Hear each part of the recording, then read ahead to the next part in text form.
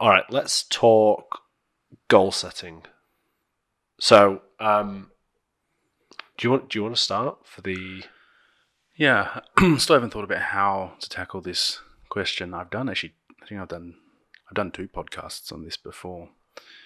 Um, but I think we had a discussion just before we started this podcast, and it comes to a point where when things become difficult with someone's training and diet, and just life in general, sometimes the why starts to play a really big role on why we're achieving a certain goal. So then, from a coaching perspective, we always want to find a motivation behind someone's objective. So it's pretty common that someone will come up with something specific. Now, unless that person is very experienced, or unless that person is competing with very specific goals, even then, even if they're competing, I still have to question exact motivations behind their why. Yeah. But we need to establish a why to then solve a problem. Because most of the time, people will set their own goal based off a why that they don't quite understand yet. So they'll think a certain outcome or an objective will develop, will solve a problem, or Right. and the thing is, if that's the wrong solution to the problem, then you become dissatisfied, or you start to, like you said, how you doing with your diet, you start questioning the process. So whys are important. And if, let's look at something simple like, I want to lose 20 kilos. Someone wants to lose 20 kilos. Yeah. Okay. I had someone recently saying they wanted to lose exactly 85 kilos. Although not 85, want to get down to 85 kilos. They were 100 and 110. It's a big lot. It's a big drop. And that's a weirdly specific number. Yes. Yeah. So why? Why? They felt a bit out of shape. They felt they had a few other things going on. They were drinking a lot, and they had, so there was obviously a bit of substance use there and so, but why that number? So obviously they're dissatisfied with their current lifestyle. So why that specific number? And it turns out that that's what they weighed when they were happier with what their body looked like. Right. And so the motivation is that they want to obviously improve some of the quality of their life, but it's also driven by the way they looked, and the only reference they have is when they were 85 kilos. Right. And I presume, obviously, many years younger. Yeah. Right. Which straight away makes it unreasonable, doesn't it? I guess. Because the motivation was quite high, we slightly adjusted the goal, and then extended on it. So basically, what a tendency that people have is that they'll have an idea to point one, which is their initial goal. What's the strategy? What's the strategy after? Because it should be congruent. The strategy after should be congruent with basically, let's say, a long-term strategy. Now, people's like, I don't have a long-term strategy. I just want to get lean in 12 weeks or 20 weeks or whatever it is. And it's like, well, think of then a broader picture. Why do you train? Do you plan on? I had another conversation with someone else. It's like he had some obviously lifestyle issues, which was causing him pretty extreme fatigue and training. Right. And became sensitive about eating more carbohydrates, and it turned out he didn't even know. It turned out he had a fair bit of anxiety. Yeah. And so after some pretty long discussions with him, we finally came to an answer to why we're discovering all these issues. so often with training. And so, because he initially came because he wanted to feel better about training, but it wasn't improving. No matter what recovery strategy we try to implement, nutrition strategy we try to implement, things weren't working. So we did discover the side was just huge stress, huge anxiety, which he didn't really understand. So Right. basically, now that we have a possible, which is a pretty strong, candidate for the answer to the problem we've been trying to solve, we had to readjust basically how we're going to approach it. And I said, because he's basically services, he can stop our services now. We do initial package, which lasts 12 weeks, and basically from there they move on to a long-term management plan.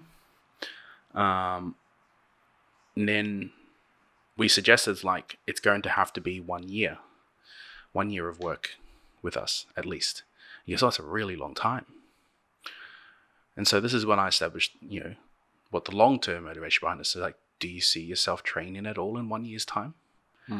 If the answer is yes, then there is no doubt why you shouldn't be taking on this service. Of course. Because you're just going to go exactly back to where you were. We need to solve this problem from a different perspective in terms of trying to reduce the level of stress anxiety through multiple means, not just through us, but then through therapy and through management of planning and lifestyle, and strategically only loading you in areas that are going to keep the stress at a minimum. So if it means if we have to take out nutrition for some time, which is what we did, it's we're going to take it out and just focus on see if we can get you training with energy at the gym. Interesting. So, but that was a, pretty severe case, which when someone doesn't have an understanding about how their own physiological response to stress and anxiety is, then they don't understand. But basically, the why is that, wanting to feel good again about training because they hadn't felt good. And obviously that person sees themselves training in many years' time. So, but they then look at, me saying that we're going to have to at least commit to 1 year, then that's looking at something like that's looking at the long-term strategy. So the long-term strategy for doing a short, pretty hard cut is that how is that conducive to the long-term strategy of our plan? So how do we work ourselves? How do we start to create a bigger purpose? Why do we do something specific? Because the motivation needs to maintain after we have made goal A, because people have a tendency to just go back to default. Yeah, of course. It's like what then? You've got to the top of the mountain. What then? And for most people, that's just to go back down the other side. Do you find that when you're having these conversations with people, that the vast majority of people actually don't know their why, or don't want to acknowledge the real why? I think people just don't think about it long enough or hard enough to understand their emotion and motivation behind something. And it's easy just to see what the short-term outcome is going to be, is that if I look better, I'll feel better, because right now they feel shit when they look at themselves.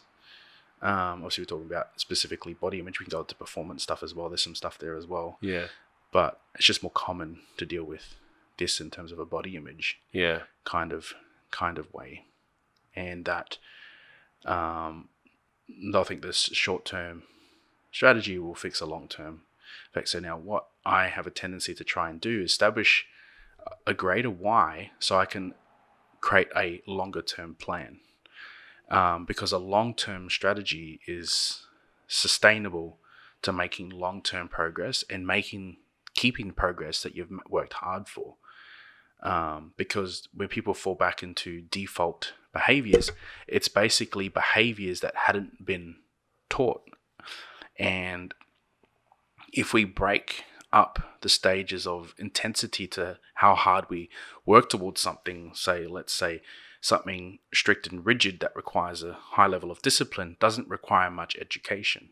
Yeah. It just requires you discipline to follow something. Where trying to let someone just train for health and eat a bit more instinctively requires an understanding of nutrition and training and self-awareness of body to maintain or can make some even slow progress, because that type of method is sustainable because it gives you a break without falling off the wagon. So what do they naturally do if we say you have no diet? Do they go back to eating crap? Do they go back to overeating? Or have they established new behaviors such as, how to construct a meal, how to time meals, how to time food around training, how to moderate food intake? So this is where you have to start establishing, as well as you're heading towards your long-term goals, is developing behaviors that are going to be sustainable for a long-term goal. Because obviously a strict strategy isn't sustainable, but a strict strategy is something that is needed to attain a very specific goal. This is why I don't like when people say, it's like, you got to find something you can always sustain. It's not really true. You need to find something that, if you want to attain a certain specific goal, it creates a huge amount of work, huge amount of discipline, and it has to be strict. Okay. But it's in the context of a long-term goal, is that how do we have a long-term strategy where we spend time not being like that, so that we can have understanding and reflect on what happens to our body, what it goes through during those strict periods, the way we think about food, the way we think about our bodies, and they all start, say, let's go, getting worse. But it becomes part of the process, and having greater understanding beyond just what feels good, having understanding on what stresses your body, what and what you can sustain is education in a way that allows you to make ongoing long-term progress. So what are some examples? So, for me, I can't think of anything harder than for let's talk non-competitors, right? So these are just normal people. I would guess that the majority of goals for these people are probably aesthetic based. If you have these people, they're not competing. There's no bigger drive there. That the training, they come to you with thinking that the training is a means to an end. What kind of longer term goals can you present to somebody who wants to, get to 85 kilos? Like, what kind of things are we talking about? Well, it's not that difficult. Like, it's just first find whys behind the initial goal. Like we said with the 85 kilo kind of example, one was quality of life. Okay, so what do I know about trying to maintain high quality of life? Well, eating well, exercising and moving every day is going to address most health issues. That's not my opinion. Yeah. That is just standard across any field of health and exercise, is that if you eat well and exercise, you'll live longer, you'll have better quality of life, less illness, so less depression, less anxiety, in general. So let's look at that as a long-term strategy. If it's a motivation, then we have to establish goals around that. So what do we need? We need to then have a great awareness about having that time of long-term strategy. We have to create awareness about nutrition. So both how to rigidly stick to a plan, and also then both how to sustain a long-term eating habit.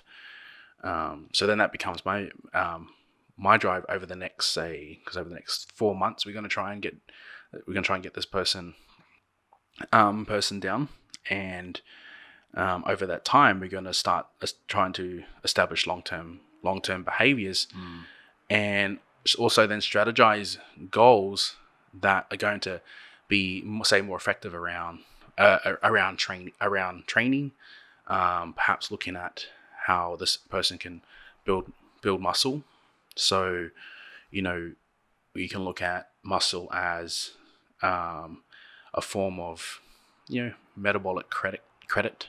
Yeah. Because the more muscle we have, the more your baseline calorific expenditure and is. just general health and well-being is going to improve. And, you know, weight training improves bone density, muscle atrophy over time, reduce the risk of injury. Things don't feel hard. You know, life is coming back to life. So, you know, one thing he quite doesn't have in concept yet is that, you know, he wants to look at the next big hard goal. So essentially what we're going to do is, you know, understand his long-term strategy. He wants to look better, wants to feel better, and that we're going to now implement and understand and give him education about understanding what that means in the bigger picture. It means that we need a way to enjoy what we eat. We need a way to enjoy how we train. If his long-term goal is that, but he's only looking at, people only can see through very small windows where it's like, I want to hit 85, then I want to hit this percentage of body fat. It's like, basically, we allow him to go through this first stage of intense because it creates discipline, it creates understanding, it gives us time to educate, to understand what it takes things to be strict. But then I'll most likely diverge his goal into a different direction that is conducive to that long-term strategy. But he has to understand, and then that's what my job will be, is to create understanding on what that long-term plan means. And if he has another big goal, right, obviously it's not immediate, you know, we've achieved goal A, then we can implement that plan after we have worked on building food intake back up, increasing training quality, building some muscle, and get him to understand that this approach is important, because after a 3-4 month cut, hard cut, you know, it takes 3-4 months to then try and maintain that progress, you know. So then that's a good time to then focus on just general health behaviors, and trying to establish enjoyment and understanding of food and training. How hard are you pushing these people training wise? Obviously, because when you're training competitors, in the end you're pushing them all the way, right? But if you've got somebody who like that, are you pushing them as far in training, or are you just trying to keep it enjoyable? Because the training goal, obviously, I don't do anything. Nothing. I don't ever program anything for enjoyment. It's stupid, you know. Everything has a specific need. You know, we need to be able to train and be able to train for something in the future. You know, whether that training is enjoyable or not. You should be learning to enjoy the process, and that's what matters most. You know, people who just want to enjoy the exercise, they go pick a class or something. You know, yeah, I feel like there's no different. Me picking a random exercise for enjoyment, and I've said it to people. It's like, if you want me to write something to enjoyment, just go do a freaking class. Yeah, it has the exact same effect. You're just doing exercise. You want to work out, not train. Training is different to working out. Yeah. I wouldn't know how to write a plan that's just for fun. You know, but I push everyone as hard as they're capable of doing.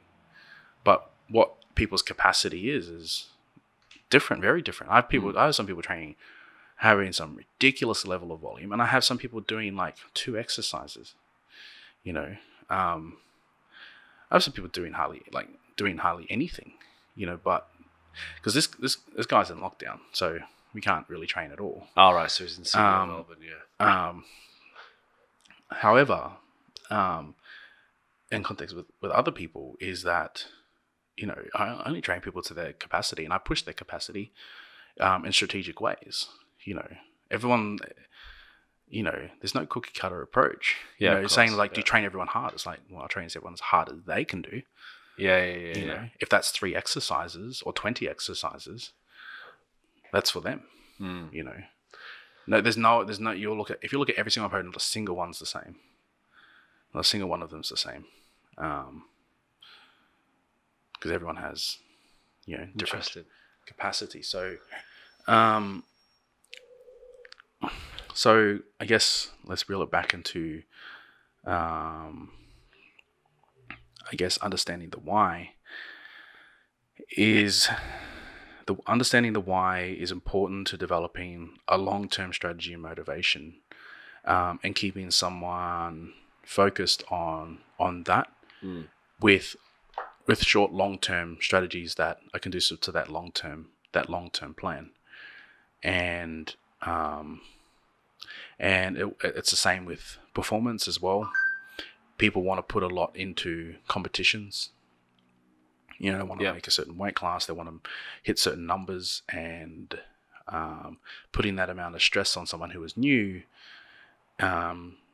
we try to create understanding that strength and training is no matter what, a long-term strategy, and that we can attain these goals. But let's focus on some of the most important things first. Like, can we improve?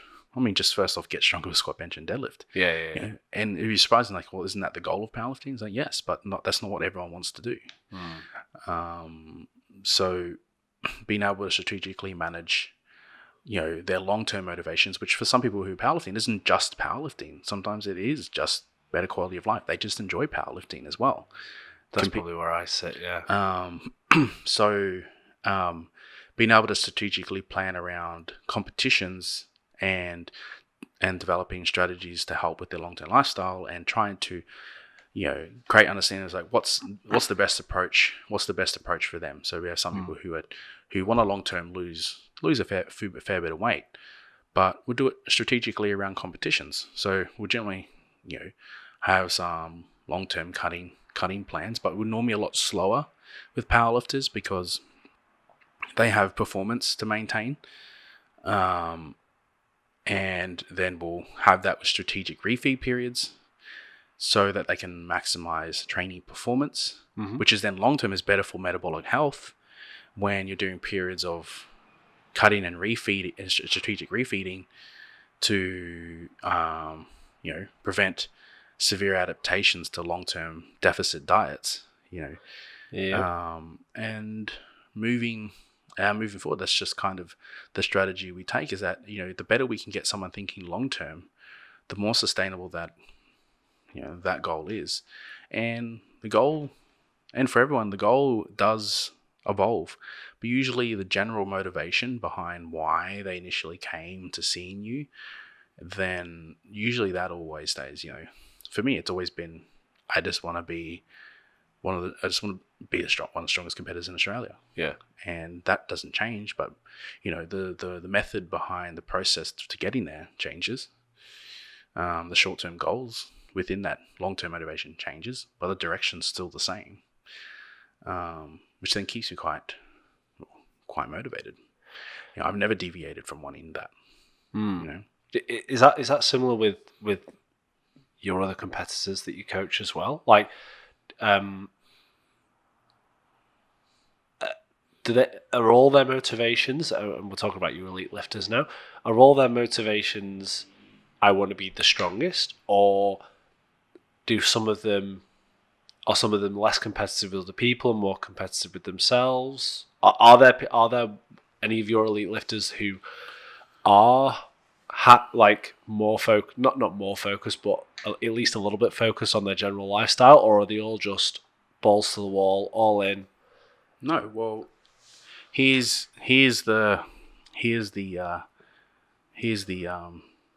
tricky bit, is most of those people who are on the high spectrum of being very competitive are there because they are hyper focused on attaining only being the best. Yeah. Which then works sometimes against them, because what is important is health and general life, the way we feel about that is very, very important in terms of maximizing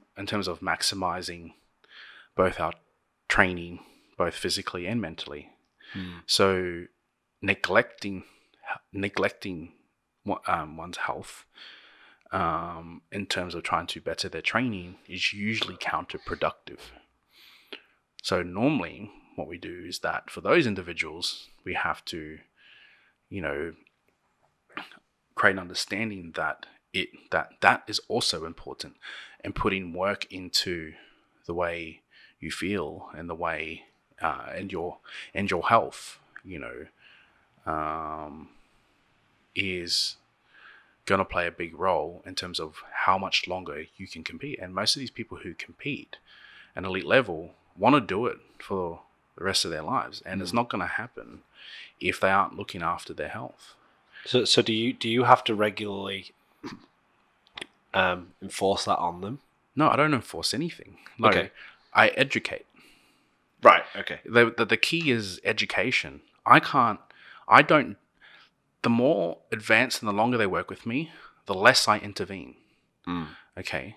I don't need to hold if I have to hold their hand, they're not going to be successful. Yeah. At all. If someone's still in year 4, like asking questions about, how do I put it? Still questioning if they should look after their health or not. Yeah. Or if I have to still hold their hand and tell them, how to eat and how to look after your body in an off season, and how to, go see a doctor because your freaking heart rate's coming out of your mouth. And the thing is, there are people who will just completely neglect their health just purely for performance and just take more drugs and take more and work even harder and just to attain a goal, which then they just fight in an uphill battle. Yeah, fizzle out. Yeah. And I get people who are like that too, who are very elite but very poor health, and trying to get their focus on their health is a long journey. And that's all I do with some of these people. Is that I've get a lot of people who are very, very, who have been very competitive, very strong, and I don't do anything special with these people. I teach them how to look after their health. I teach them how to move better. I teach them how to get out of pain. And you know what? Their performance skyrockets.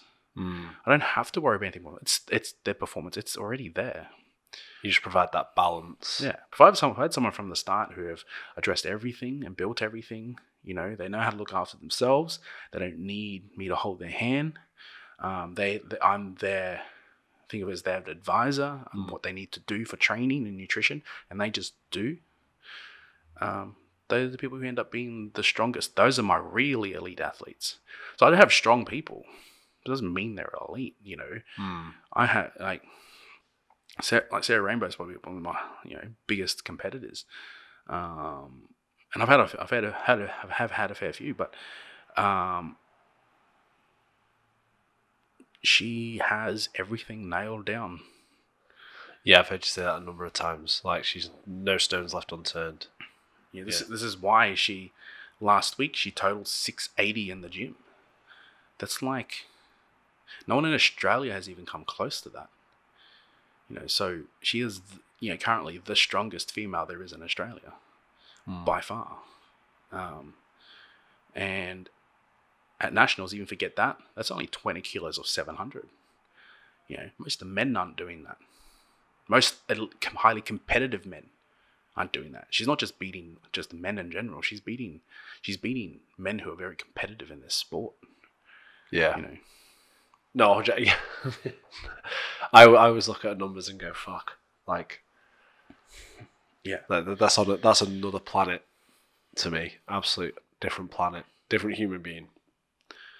But establishing the why is very, very important. That can be very hard to do, and very hard to find. Well, a lot of people. I mean, I think I'm guilty of this. A lot of people lie to themselves as well, or don't want to actually ask themselves the hard questions. So you get like a surface level response. It can be quite intimidating for some people, especially if there's other shit going on there, like you've got like mental health problems, or you can convince yourself of what your why is, and and you know, if you go any deeper, it's completely different. That's got to be the hardest thing, I guess, working out whether someone's being truthful or not. Like, can you spot that a mile away? Usually, Not always. No, it's just you can tell what a bullshit goal is. But no matter what, you should always try and find an underlying motivation behind what brought them. You know, ask it in different ways. Why do they come see me? Why do they go to the gym? Why the specific goal? And then it's like, if they have an answer for that goal, it's like, why do you feel like that? You know, what drove you to make that decision? Why that number? And you'll get many different answers, and then you'll start to find a motivation, because obviously there's always a self-interested motivation behind every decision we make, and it could be several rabbit holes down. You know, it could be, you know, this goal could have came up by 3 or 4 layers of, you know, of different goals, which then we finally found the underlying motivation. You don't always find it, and a lot of times they might not even know themselves. But it allows us to it allows us to solve a specific problem. And when we can find that specific problem, we can find the best solution that is going to sustain long-term progress.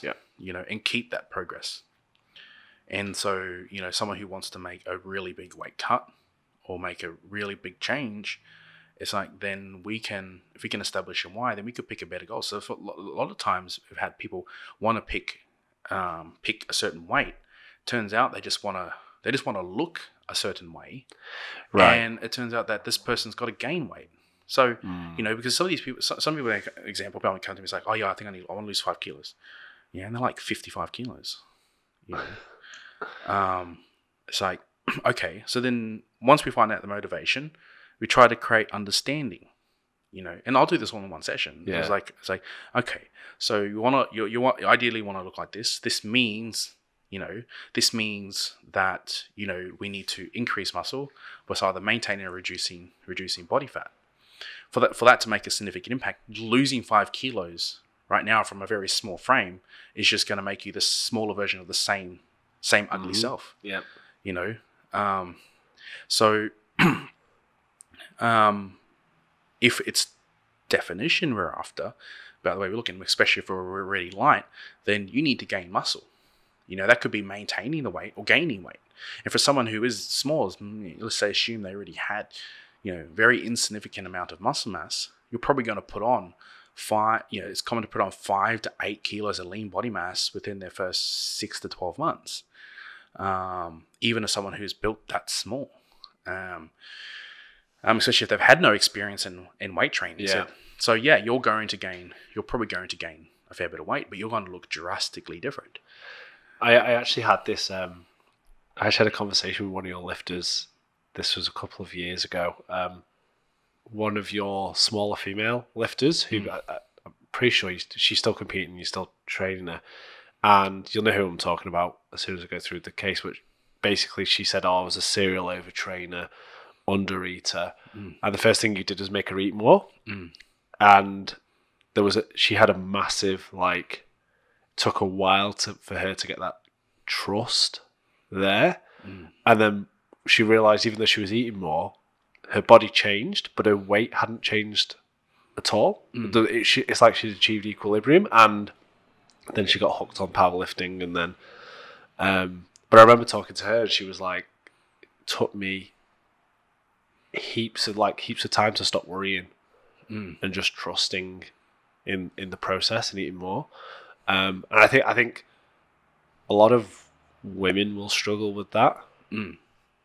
I would argue more than men, because socially, you just hit with be lighter, be smaller, you know, and it just doesn't work that way, does it? It just.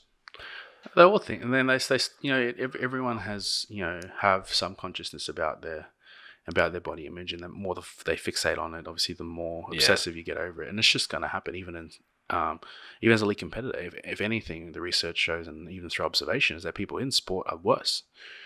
Because they're so detail focused about their own performance, their own body, right? It's part of the equation, yeah. So it's always part of it.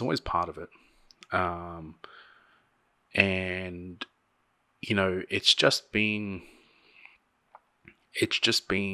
as a coach, smart about the approach and having the tough discussions and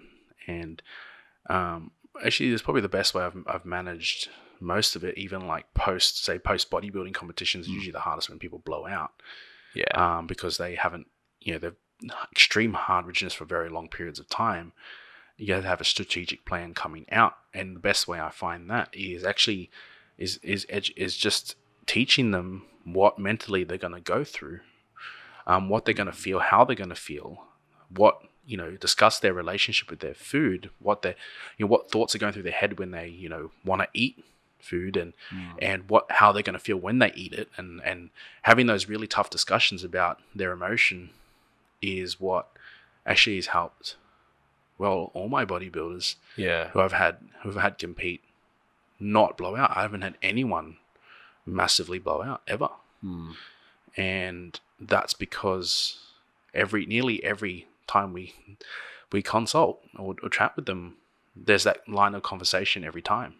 Is their relationship and with their food, and the more they understand it, the more they can reflect on those behaviors, then the better they are about not knowing what to anticipate, and already knowing how they want to behave when that happens. Because no matter what, they're going to want to binge.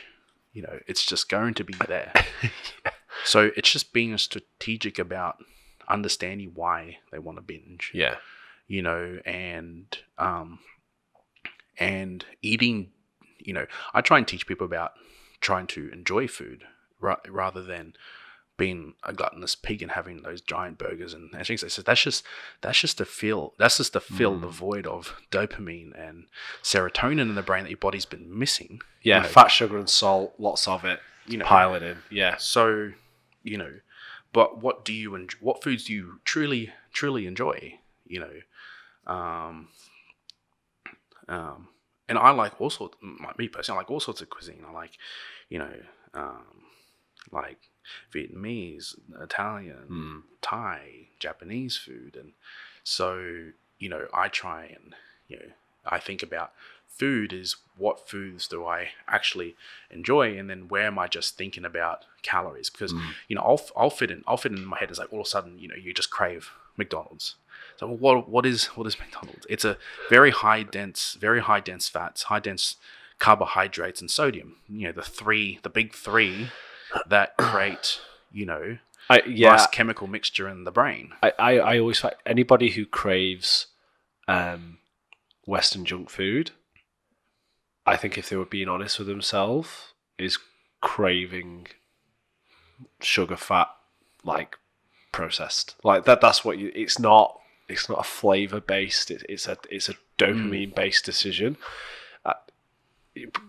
I mean, I love all food, and I love. But when I crave junk food, when I crave the burgers and stuff, it's the dopamine hit you're chasing. It's not flavor, really. No, I don't think. It's just it's the most extreme version of what you can kind of go for to fill the gap. And having guidelines and understanding about how you should approach this when you're faced with these decisions, is that, and at the same time, I let people make mistakes. So during the rigidness, I let people make mistakes. Yeah. That's the best way we're going to learn. And then we reflect, and then we teach them how to reflect. And when those decisions come across their road again. And you link that then back to their why. That's the bigger thing that you link it back to maintain perspective. Yeah, and stuff. I mean that it also helps me. A lot of the whys behind, like, I'll reinforce that if I need to reinforce their whys. If they start to diverge to another idea, is that how is this conducive to that long-term strategy? Unless that's what they want. If that's what they want to do, that's fine. It's like, okay, well, where's this new why coming from? And if there is a new why, then we have to change. And most people, when you find their deep why, that rarely changes. People's goals change all the time. Yeah. But their deep whys rarely change. And that's hardwired into our deep psychology, which are parts of the psychology that don't, you know, pretty fixed. You know, I'm always competitive, so I'm always going to have a competitive why. It's part of your scaffolding. Like if you think the goals may change. Yeah, exactly. Yeah. Um, But the motivations behind every goal is going to be based on competitiveness. Yeah. So, So I'm always looking for long-term goals, and then we always have to then establish short-term goals. So what do we want to look like? What does this person want to do with training in 5 years' time? Do they still want to be training and eating? You know, in some part, the answer is yes. You know, then what do you want to achieve in the next year, and how are we going to break that up? You know, so if they have a very specific goal they want to aim for, obviously then that's goal 1, which then needs to establish goal 2, or say set the second phase of their training, which is establishing and maintaining their progress before then using that off-season phase to then develop part of their long-term strategy, which then going back into another short-term strategy, again, which they usually want to go for something else. Now, sometimes after goal A, people are lost and don't have any other why. Yep. And so, if that is the case, that is still, you know, in it for some people, like that's just the end of the service with me, and they move on. But I always tell people if they have goal A, and let's say that's going to take 12, 16 weeks, you know, I say then you need to be at least with me. Let's say it's 12 weeks. I said you need to at least be with me at least another 6 weeks after it, 6 to 12 weeks after. And because we need to then establish that, and people will find this the hardest, not having a goal. They more want to go back to what they were doing. Exactly what they were doing. But it's like, you know, we need to at least see that the behaviors you've taken on have changed the way you think about food. And most of the time, 100%, yes, most people think about food differently. They now look at food as how they can construct a meal, how they can eat around nutrition, or eat around training, and proper timing, quality protein intake, the types of foods they need to be having. So at least now they've created some long-term strategy, whether that's following a rigid diet or not. They are now thinking about, and you always have to, we always have to be thinking about food. If we're just left to our emotions, we will just, you either have people in two categories, or that overeat or undereat. Yeah, you know, you've got to be disciplined in the middle. In the middle is where people aren't good at. And so we have to create awareness by understanding what our body is doing, is like, you know, what its appetite is doing. So you can see a lot of these goal setting stuff is more driven around, we're saying, body image and nutrition and stuff like that. But it is also just as important around training as well, around competing as well. Yeah. You know, maybe an example is like creating a goal that, for someone who is highly competitive, rather than overly obsessing on just the one specific goal, is that looking at the longer term goal and the small interim strategies along the way, and creating a motivation around that. Meaning, like, you know, how do we take teaching a competitor how to take a 50% approach is really important, because some people find it hard. They're either 100% or nothing. Yes. Yeah. 100% or nothing people will crash and burn all the time. Yeah, I'm one of those. If I can teach someone who only knows how to go 100%, how to also go 50%, then they kill it. Yeah. Because most people don't know how to go 100%.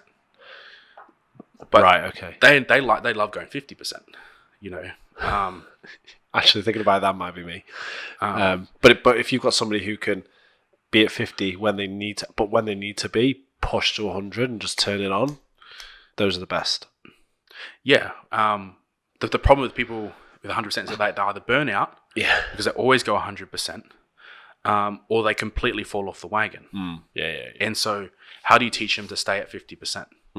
You know, and you know, sometimes one of the best ways is that we just construct a motivation. Yeah. You know, so this means that, you know, we build a reason, a purpose behind this, and then when they do that, they do feel better about it, because they know they're making progress now. They're still making progress, and they're actually enjoying their life more, and they're not so anxious about being at 100% all the time.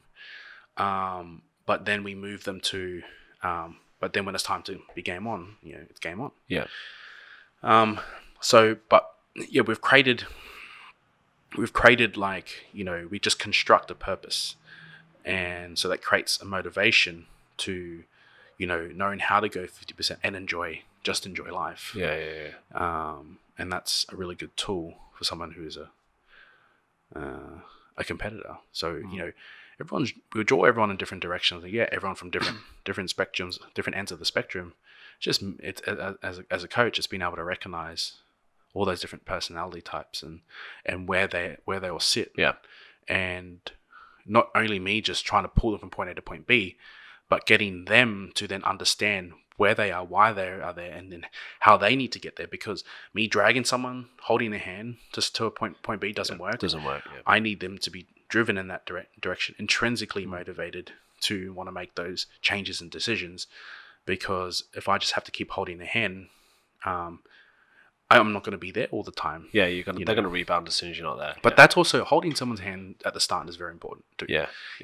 But how over time I have to get them to take the reins and regulate it themselves. How to regulate their own thinking, training, motivation, habits, and all that. So, and in the end, I'm there as their consultant and keep them, a form of, external accountability. Yeah. Which most elite people don't, might not need if they've established a really good support system around them. But even a lot of the athletes don't even have a good support system as well. So I become their support system. We then have to it becomes part of it too, is working on their support system. Yeah.